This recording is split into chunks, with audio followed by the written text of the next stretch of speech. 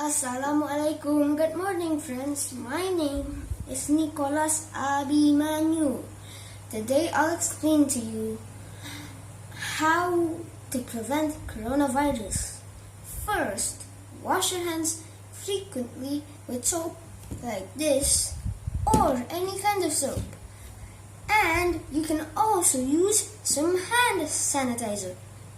Second, cover your mouth when coughing or sneezing like this. Third, wear a mask if you have a cough or a runny nose like this.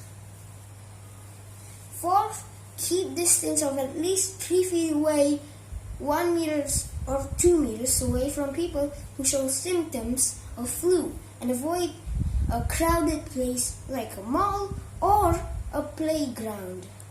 Finally, last but not least, stay at home, friends. That's the better thing to do if we want to prevent the spreading out of coronavirus. That's all for today, friends. Hope to see you soon in my next video. Stay safe, stay healthy, and stay home, please. Assalamualaikum, goodbye, and see you.